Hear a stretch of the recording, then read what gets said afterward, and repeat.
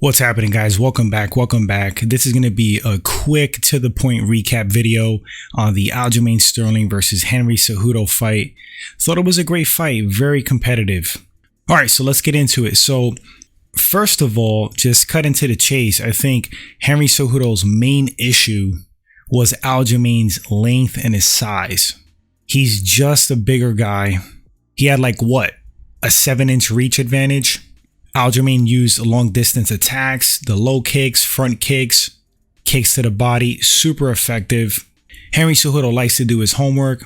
I was kind of surprised he didn't have an answer to Aljamain's low kicks because Aljo was just tearing up that lead leg. I think it was very evident that Henry Cejudo was the better wrestler, more skilled. Like in the center of the octagon, Aljo was not taking him down. And you saw Henry score takedowns in the center of the octagon. When Aljo would go for takedowns in the open, Henry would stuff him and shuck him off. But when Aljo pressed Henry against the cage, different story.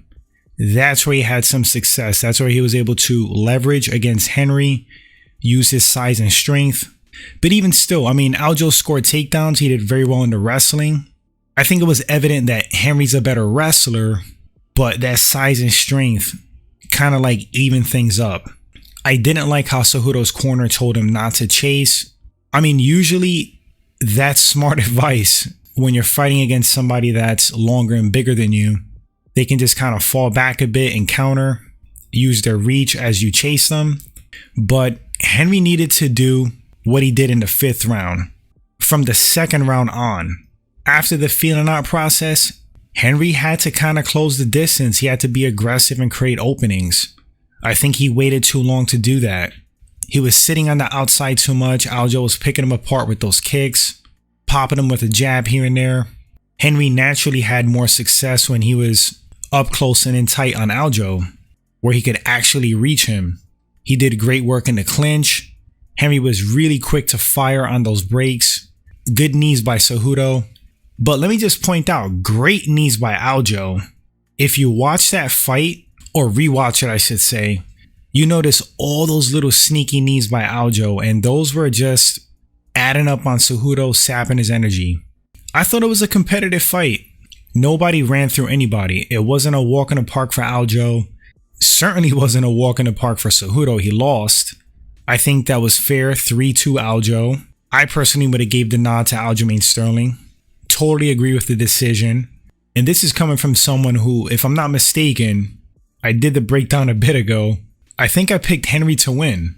So totally in agreement. Aljo took that fight.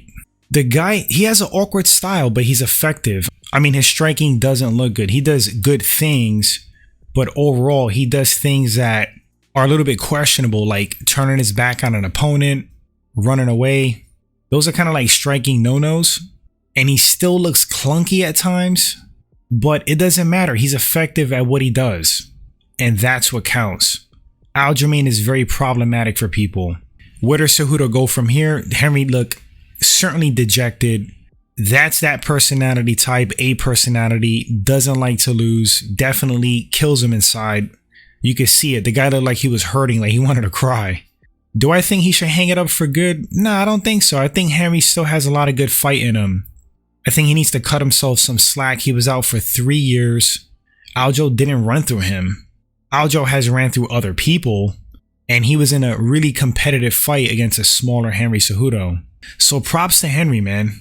But he's reached the pinnacle of the sport multiple times, has done some incredible things. If he walks away now, man, it's been a hell of a career. But I know he wanted to get this win to possibly be considered the greatest of all time. I mean, even if he won the belt tonight, I don't think that would have been the case. But if he would have moved up and fought Volkanovski and beat him, now we're talking. But when I think about like the greatest of all time, I look at like a whole body of work. I'm not going to get into a whole rant about this, but multiple title defenses, longevity, total reign as champ. The guys that are talked about now, I mean, they should be there. GSP, John Jones, Demetrius Johnson, Anderson Silva, Fedor.